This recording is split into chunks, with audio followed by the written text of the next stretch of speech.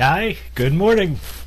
It's 9 o'clock Eastern Daylight Time, so I'm going to kick off on the Ancap Entrepreneur Network channel. I've got some exciting things, exciting for me at least today. I'm going to be talking to a range of entrepreneurs from different industries, different sectors of the liberty industry, as I'm hoping that people will start calling it. And I'm also talking to Peter Klein, a scholar who's been doing research on entrepreneurship, so I hope to get some information from him. And then finally, I hope to be talking to you. If you're interested in helping develop the Ancap Entrepreneur Network into turning it from not just my interest in studying entrepreneurial activity in the liberty industry, then I hope you'll share some of your ideas with us during the roundtable sessions. If you'd like to get in touch with me, my Skype name is Marks Phone, MARKS_PHONE. Send me a Skype, and during the roundtables I'll add you in. Otherwise, if you have a Justin.tv account, you can chat in the window. I've got that on a second screen just behind me. I see Contrary Lemming said hi this morning, so I'm not going to try and disturb things. I've got everything just barely balanced to send the stream out. If I hit a wrong button and lose people, then I'll apologize in advance. But seems to be sticking together, so we'll go ahead. Feel free to chat. Feel free to send me a Skype. And in the meantime, I'm going to take a short break to get things set up of a couple minutes, and then I'll launch into my presentation at 9:05. I'll see you then.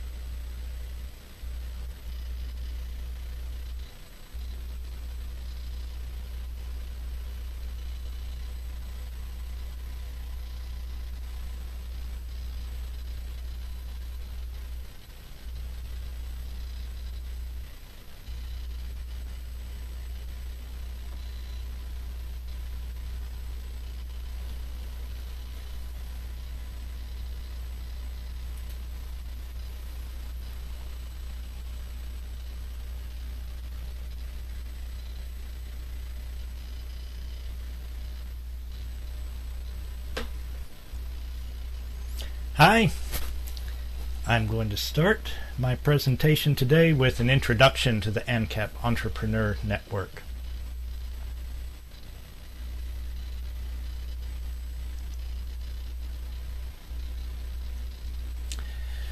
The Ancap Entrepreneur Network is my connection to people who, like me, would like to build businesses for a free society. The word Ancap means that I believe in the philosophy that is based on the simple idea that no one should do violence to an innocent person. This prescription applies to all individuals. Initiating force or fraud is never a legitimate way for people to treat each other. As an entrepreneur, I put this in practice by examining the needs of individuals and finding ways to meet their needs, and at the same time my own. Ways that don't require aggression. Sometimes that need might be as simple as having an unobstructed trade between a willing seller and a willing buyer. Other times it might be something more tricky, like providing defense against a criminal attack. I want to look at these needs and try and figure out how we can solve them without in turn committing crimes ourselves. In all these cases, when I look at people's needs, I hope for, and I believe it's possible to achieve, a society that doesn't depend on some individuals imposing their will through aggression against other individuals. I expect some people will commit crimes, but I think the world's a poorer place when they do. And I think it's always just and proper for the intended victim to avoid the harm that a crime would cause. Now, I wish there weren't, but I recognize there is opposition to this idea of non-aggression. Many people believe, in contrast to me, that ordered society can only be achieved by imposing the will of rulers upon the ruled. When these people perceive a conflict between the rulers and the ruled, they try and solve it by expanding the situations where the rulers may use violence against the ruled, and at the same time restricting the actions that the ruled are allowed to exercise. A society of central control can only exist if the rulers granted special exceptions to ethical rules that constrain his subjects. This means it's the polar opposite of a society of individual peers. I can try and avoid conflict with those who believe in central rule, but I believe that ultimately a centrally controlled society requires the total subservience of all to a single ruler. I just hope that if the conflict comes, I have sufficient defenses to escape this violence. I don't believe that I or those I associate with, or anyone else in the world for that matter, needs permission to live in a free society. I think we can build it today. Parts of it have already been built and indeed have existed throughout history. New pieces of the free society are falling into place more rapidly than we can keep track of. It's an exciting time to be involved in the liberty industry.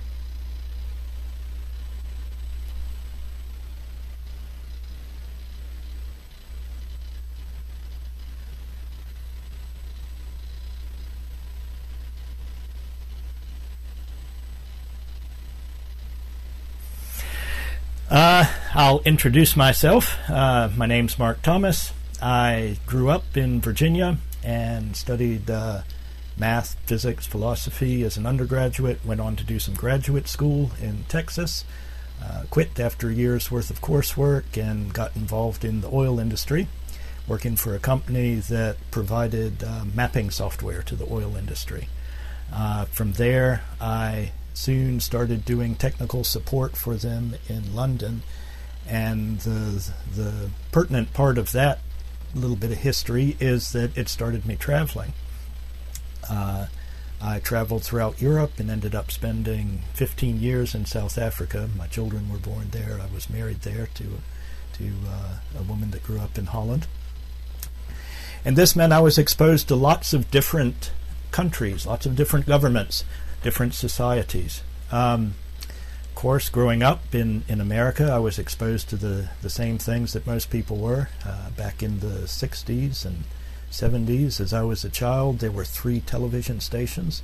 If you wanted to get alternative news, then you turned into the government-owned television station.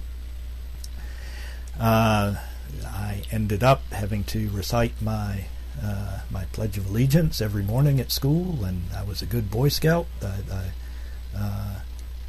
was an Eagle Scout, and so I got lots of indoctrination into the way that you were supposed to believe to be part of the government-approved American society. But as I started traveling and getting exposed to different cultures, I started getting cognitive dissonance. I started having questions come up. For example, while I was in England, it was 1985, Margaret Thatcher had just been embarrassed by a book that came out by a civil servant. I believe he'd worked for MI5. He wrote a book called Spycatcher, and she didn't approve of that and banned it, and went on to order that newspapers not discuss it. And I thought this was strange. Of course, I hadn't heard of such things happening in America, and I asked an Englishman, what is it? You're supposed to be a free society. You're supposed to be part of the free world. How can it be that England allows book banning? And he said, well, you come from America.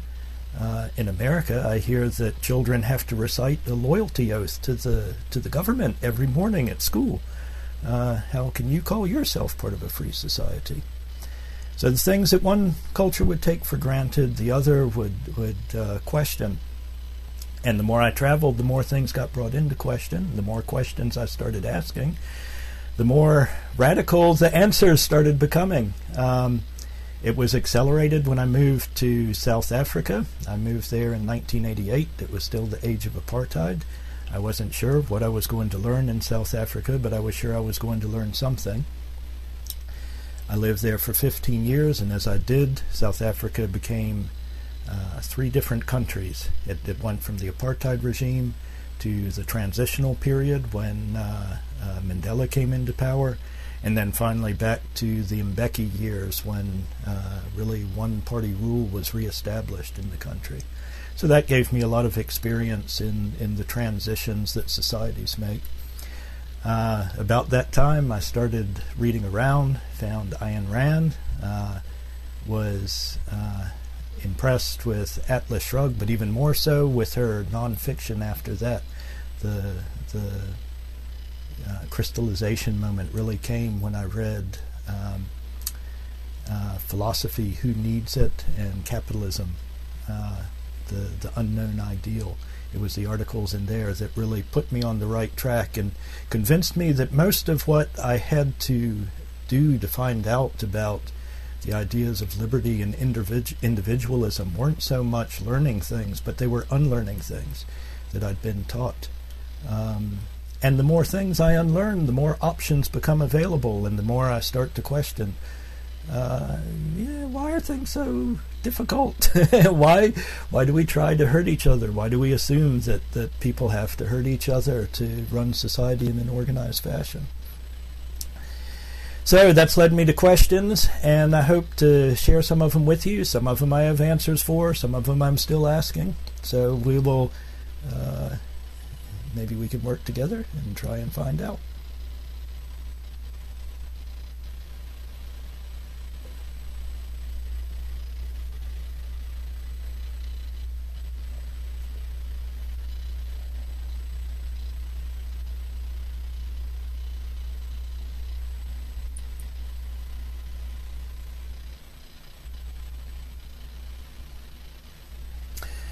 Enough about me. Let's talk about you now. What are you like? I assume that if you're in my target market, you get liberty. That you've either been born with an instinct for not wanting to be ruled, or like me, you've had to go through and carefully pluck out all the weeds that have been planted in you and figure out exactly how this all works. But you understand what it means if people talk about the free society and non-aggression. Secondly, I expect that you've been exposed to, I guess, the anger, the feeling of betrayal when you find out that I've been lied to. I've been told all these things that don't make sense by people that I thought I was supposed to respect and follow according to society's rules. You've started to get over that now, and you've decided that you want to do something positive. You might be like me. You might have been through those periods where you've wanted to grab people by the collar and say, "Wake up! Don't you see what's going on around you?" Some people respond, some people don't.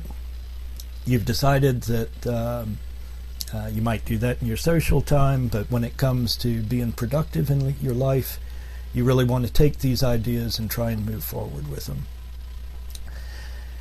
Thirdly, you're willing to come out of the closet. You're not hiding your ethical beliefs. It can be a scary thing when it seems like the whole society around you has got their heads in the sand and there's things you're not allowed to say. But now you've taken the courage to actually discuss how you feel in public. You might not be in your face about it, but you are happy to say, no, a lot of people believe that in life, and that's what they say on television that you should believe, but I think differently. Another thing I expect is you not only believe in the goal of liberty, but you believe the market's the most effective way for people to cooperate. You believe that that's the economic means of production as opposed to the political means that are destructive. Because you think the market is the best way of solving problems, you've either come to believe or you're on the verge of believing that the market is also the best way for us to solve the problems of not having enough liberty in our lives. You're tolerant. You can tolerate people with different views. You have had probably some heated discussions, if you were like me, with people that believe different things, but you know that in the end it's not productive. People become entrenched, take up their positions, want to defend them ideologically. So you've started to have the attitude that, well, because the market is the best way of providing and because the market encourages us to share, I've found ways that I can share with other people. They might be minarchists, you might be an anarchist, they might be hippies, bankers, mainstream suburbanites, ex-veterans, cyberpunks, maybe even an occasional socialist. But you believe that the market is inclusive, and if somebody offers you something, you're at least willing to consider the offer, decide whether it fits within your ethical bounds that you've set for yourself, and at least discuss the possibility. Another thing, you're not frightened of risk, because you've seen the name entrepreneur. You know that you have to deal with a way of quantifying risk. You have to find that balance of how much risk you're willing to have in your life, and you have to find ways of dealing with it, mitigating it, deciding what you can accept, how to avoid what you're not willing to accept. And then finally, you're willing to share your ideas in public. We know that when we do broadcasts like this, it's getting collected and put in a giant database. The NSA will be parsing it for dangerous keywords and adding to their file. So if they ever decide that they want to come out and build a case against me, they can start tabbing all their databases and finding it. But that's the world we live in today. We're not given a different one. We have to learn to accept that. So I believe for myself that we probably advance the cause of liberty faster by sharing our ideas with each other, by getting them out there and finding ways to cooperate and swarm around the problem. And we can probably come to defend ourselves and protect ourselves against those who would aggress against us by cooperating together and communicating about it.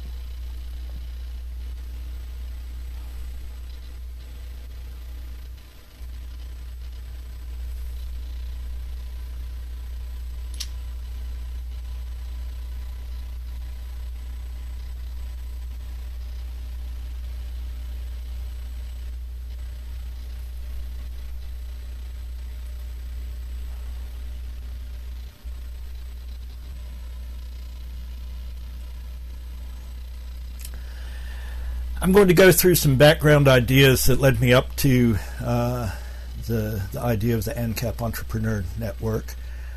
First of all, the idea that the market is the best way to solve problems. As I said, I started reading with Ayn Rand, and although she's an advocate for the power of the market, she never discussed, or if she did, I didn't pick it up, the power of using the market to actually solve these problems, to actually find ways to avoid aggression. The Tannehill's book made it very clear. Perhaps you've read that one. There's Murray Rothbard's For a New Liberty. There's the whole field of agorism that's grown up. In fact, I didn't even know about that. That was a wonderful find for me after I decided that I wanted to start learning about other anarcho-capitalistic or voluntarist entrepreneurs and businesses. So the idea is that we use the power of the market to try and find freedom for ourselves. It comes in a whole range of ways. There's not just the simple sort of cold face of security where we have to defend ourselves physically against those who would protect against us. There's also needs we have for privacy, and there's wonderful solutions out there for encryption, for communications, for anonymity, ways that let us converse with each other and even put ideas out into the world without putting ourselves at risk for delivering those ideas. There's, besides communication, there's every other sector of things that people want to do. There's road networks. We need to figure out how we can travel securely and not be searched unreasonably in our effects during our travels. We have to figure out how we can maintain roads, how we can build roads between each other if there is no state.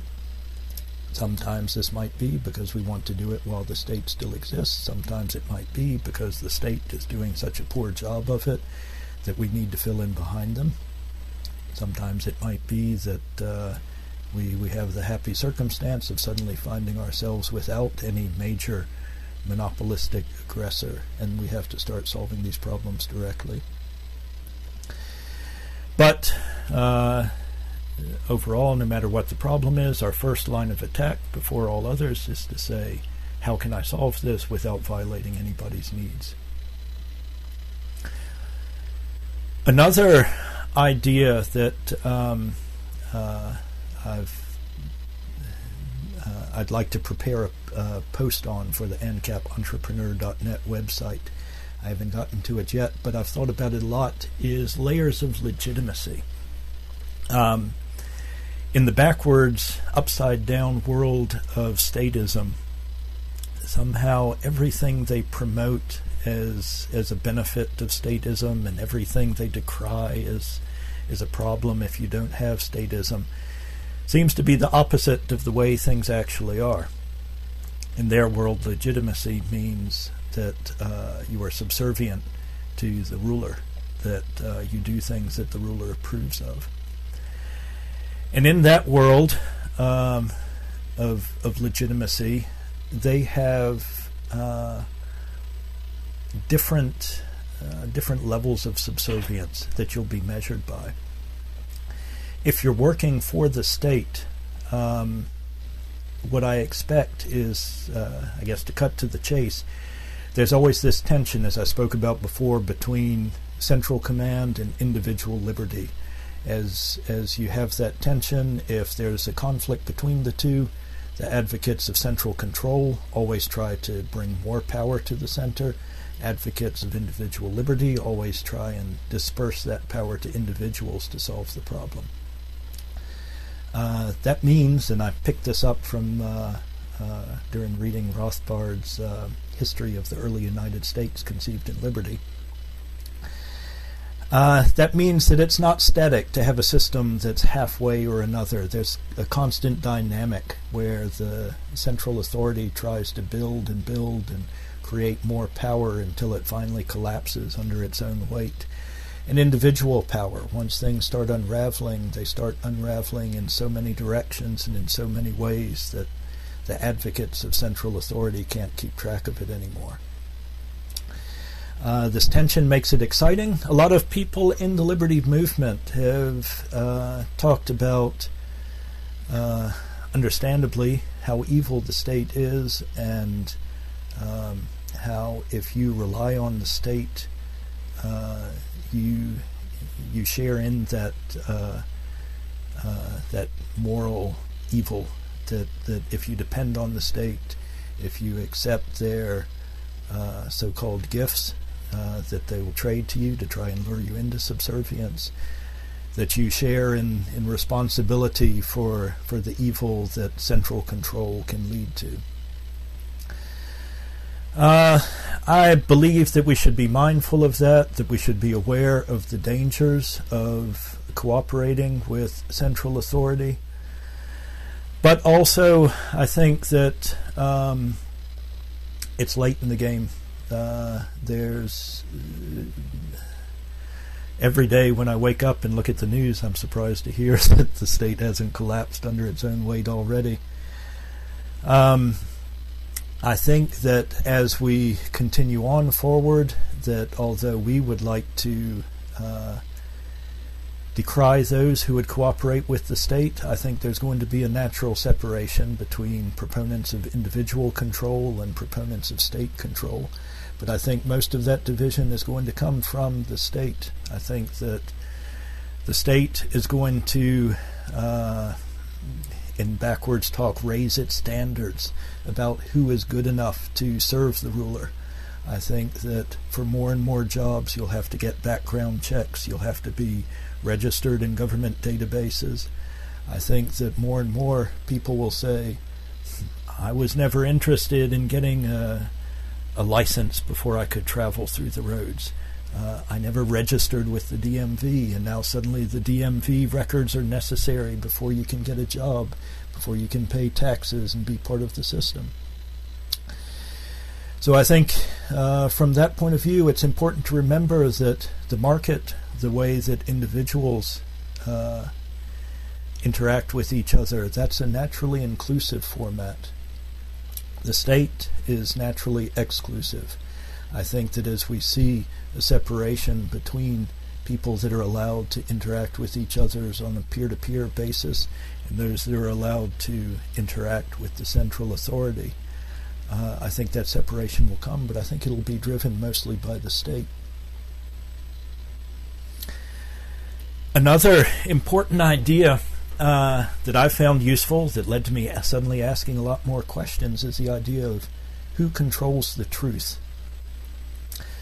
When you grow up in America, as I'm sure in lots of other societies where there's a government-controlled school, you're taught and you're encouraged to believe that the government gets to decide what's the truth and what's not the truth. They fund the schools, they fund the scientists, they fund engineering programs, and most importantly, they fund a court system that gets to write the laws. You are told that you're not to question those laws once they're written and once they become part of the central edict. They're now defined as the truth, and who are you as a mere individual to have your own opinion about what the truth is and what's acceptable and what's not acceptable.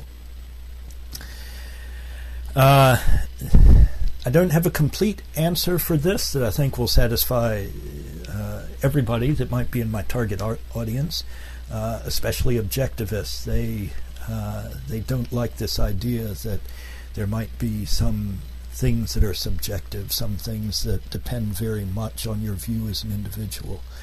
Of course, Misesians, they're used to the idea of subjective value, that each individual has his own idea of what different goods and services are worth. So I'd still like to pick that apart and find out exactly what the interplay is between subjectivity and objectivity so that I can explain this to lots of people and have them identify with it. Sorry, screen went to sleep. But I think it's an important question to ask at this stage. Who controls the truth? If we take the subjective idea that each individual has their own perception of the truth, and that each individual can decide for themselves what they accept as true and what they don't accept as true. This is an idea that is the same one that Galileo had to grapple with when he was trying to decide whether what he observed with his own eyes was true or whether what the Catholic Church at the time told him was true. And it's an important one because as soon as we decide that the government does not control the truth, and perhaps no one controls the truth, then that suddenly lets us ask a lot of questions that we never could ask before. Why are things the way they are? How could they be better? It suddenly gives us a lot more choices. We might find that some of the questions we ask, that we are quickly convinced that there's a large tradition, a large body of thought, that what we have been told is true is indeed the most likely thing that we believe in, makes the most sense to us. But there's also the opportunity to suddenly discover that something we had always assumed had to be there could suddenly be different. That gives us a lot of creativity, and that gives us a lot less stress also. I decided that a lot of my need to go grab people by the collar and convince them that things weren't the way that they were being told, the way they were on television and in schools, wasn't so important anymore.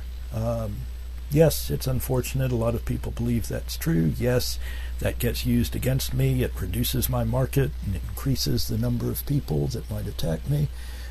But ultimately, I have my life. I can decide how to live it. I can trust my perceptions and my ability to reason as good as possible. And I make my decisions to act based upon that.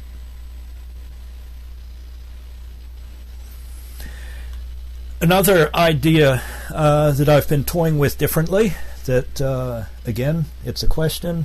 Some of you in the audience may disagree with it, and some of you may agree with it, but it's something that I've found affects the way I think about starting different businesses and addressing different needs that are out there in society. And that's following a discussion a little while ago on LewRockwell.com, I realized that I am not an abolitionist. There was a discussion between people who understandably said the state is such an evil entity. It kills millions of people in its different forms. It spends trillions of dollars.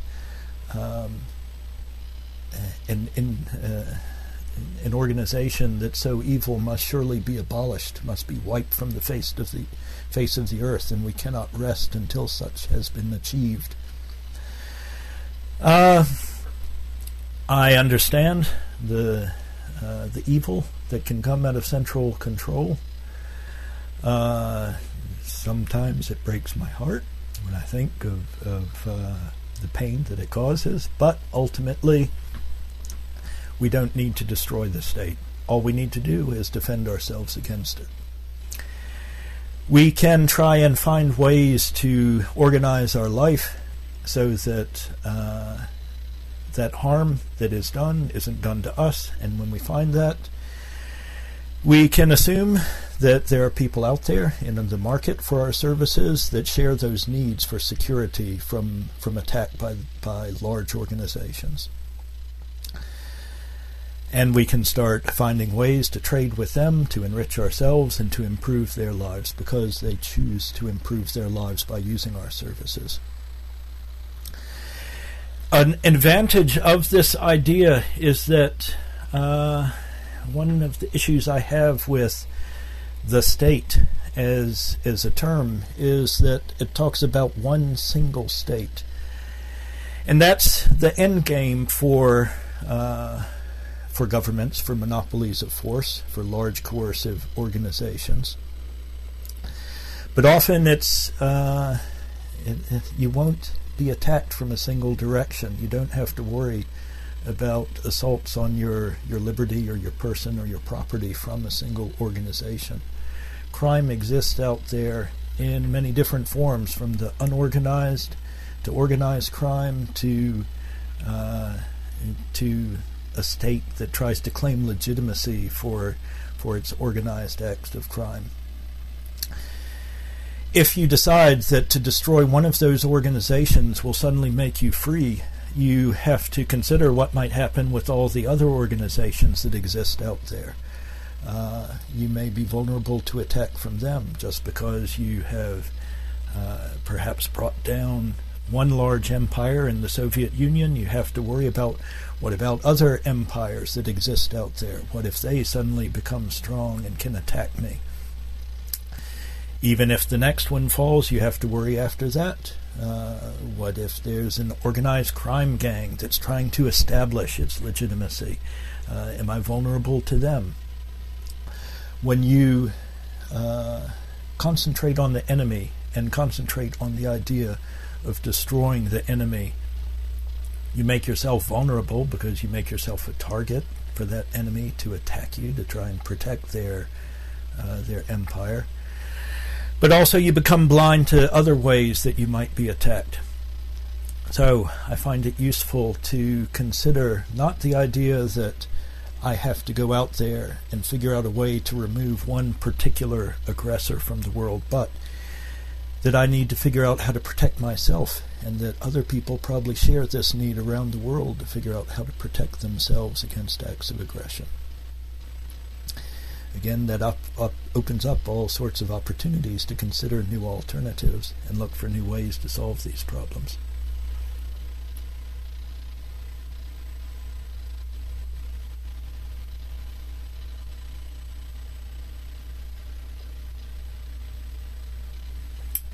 I'd like to discuss now something. I'm bringing a picture up on the screen.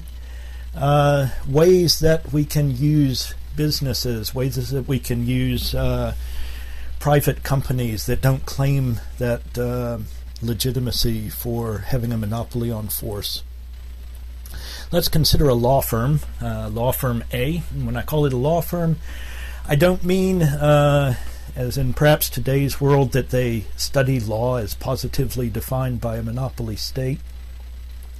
I mean they discover law. They suggest ways that individuals can avoid and resolve conflicts with each other without aggression.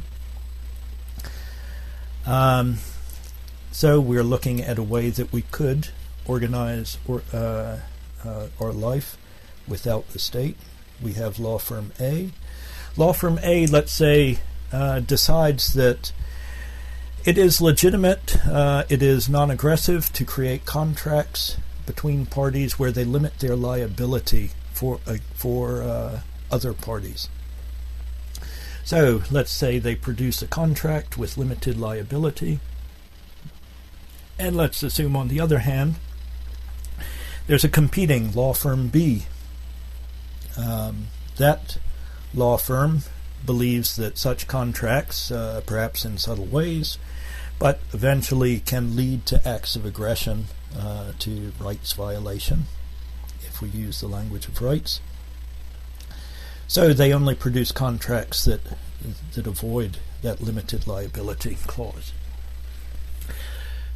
Even today we have competition between different organizations, different states. And when I was in South Africa, they didn't use English law, they used Roman Dutch law. Whenever we brought contracts from America for American goods and services, and I would resell them in South Africa, we quickly realized that there were clauses that had to be removed. Under Roman Dutch law, for example, they don't believe in such a thing as an agreement to make a future agreement. They believe that you went outside the bounds of the contract if you decided that there would be agreement between the two parties in the future.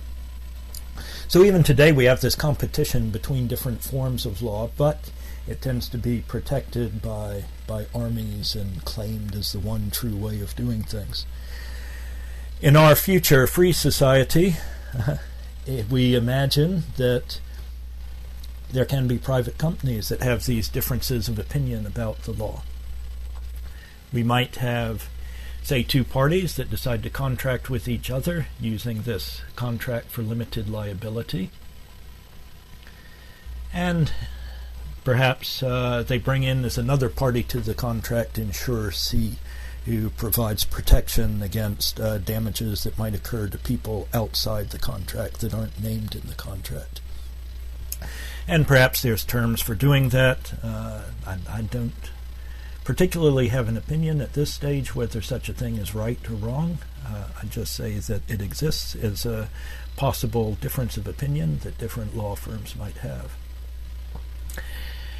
As things tend to do in the world, stuff happens, and there's some third party who incurs damages by the operation of the venture between the two parties with the limited liability contract. That party contacts his insurer, D, files a claim against his insurer. That insurer perhaps makes a payout to his client, but then goes back to insurer C and says, hey, the monies that you are paying me on behalf of my client for the damages that were done to him aren't sufficient. I'd like to discuss this with you. I'd like to try and resolve the matter because I don't believe that you had the right to operate within that contract the way you did. They might try and find an arbitrator to solve that problem between them. Perhaps there's an insurance ratings board or a professional society to which they belong. Perhaps they informally find an arbitrator. They try and resolve things that way, and perhaps that doesn't work. So they go out and they each find an advocate. Perhaps insurer C finds advocate F, who went to University G, where they taught law according to law firm A. Insurer D, he finds an advocate H, who perhaps went to University I, where they study law firm B. Those two advocates start putting together the case for each of the positions. They start discussing things formally with each other. They try and find a judge, J, that can hear their case, that's impartial, that can produce the sort of opinion that they want to resolve between them. That judge, perhaps Judge J, that they first find, went to University G, where they teach law firm A's view of the law, and so advocate H cries foul and says, I don't believe my client will get the best case. I don't want to use that judge. In negotiations with advocate F, they agree that instead they go to Judge K, who went to both universities, perhaps studied at both universities, perhaps received certificates from educational certifying organizations that certified his understanding of both sorts of law. Judge K renders an opinion. Perhaps rating firm L subscribes to, perhaps purchases directly those opinions from different judges, decides how people are having different contracts judged, and attaches ratings to each types of contracts to help consumers decide which ones are the more successful contracts to use in their arrangements with each other. Now, if you're seeing this sort of description of polycentric law for the first time, and I apologize, there's some much better descriptions out there. I know Stefan Molyneux has done a lot of work on dispute resolution organizations and how they can be organized. I know that Guillory, who will be joining us later, at the Austrian Scholars Conference a few weeks ago, he presented a paper on all the different roles that are possible within dispute resolution. And I wish I'd had the time to go through that paper and bring it into this discussion. I apologize, Gil, for perhaps confusing things by using the wrong terms in this, but what I want to show is different ways that the market can address these things. One of the things I decided with the Ancap Entrepreneur Network is that I'd like to study those different businesses and how they can fit together. Stefan Molyneux makes a nice argument in his discussion sometimes that we'll never know what will develop in the market for solving these problems. That's what I'd like to see us do with the Ancap Entrepreneur Network, is start to study different ways and experiment with different ways that we can solve these problems and see how they interact in the market. It's naturally iterative. It's naturally, we'll constantly be trying to study the market and find ways to adapt. So first of all, I wanted to study how we could build the free society, but then as I started thinking about it, I suddenly realized that there are people today already moving into these positions. There are lawyers who have opinions about how the law can be organized, and other lawyers that have separate opinions about how contracts can be organized. They might have academic disagreements about those differences, or we could just have them create those contracts. We could go to them and ask them to create us a contract that puts down as clearly as they understand it how people can interact, and we can start testing these contracts in the market. We can use the ones that appear best at this stage, and if we have disputes, we try and find different ways of solving them. Further than that, these different law firms that exist today also have universities that exist today where they teach their ideas about the law. Those roles could expand. We could be looking at, suddenly there's not so much to be built. Maybe it's just a small step for me to become an arbitrator that understands each of these different ways of doing contracts. Maybe clients are already contracting with those different forms of law, and maybe if I approach them, that I can act as an arbitrator for them. So that's some of the excitement of the world we live in, that these things are being built before our very eyes, and we can participate in that.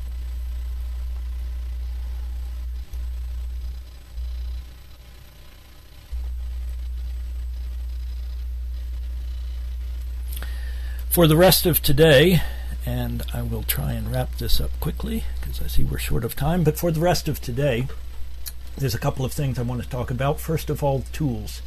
I'm hoping that you'd like to collaborate with me to examine the market that's developing for Liberty and Liberty services. I'd like to see what the most effective tools are for doing that. There's social networks, of course. We can work with Facebook, we can work with LinkedIn, we can build new networks through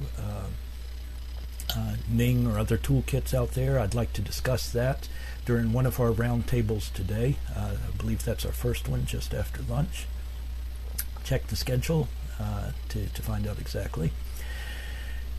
Something that I've thought might be useful in the past is a wiki, building a large body where we can put these ideas in and keep adapting them as they change. We can sort of crowdsource this research as different people develop different services and want to promote them. As they learn about different opportunities, they can document them in the wiki, and we can return to that to check on the current state of the market. And then, of course, there's conferences like today.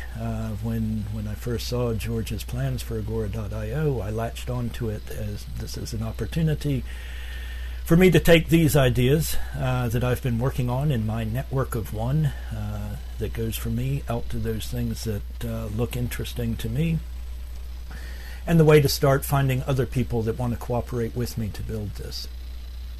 So I hope that if you've got ideas about that, you bring them just after lunch and we can discuss them and try and figure out what sort of tools we can use.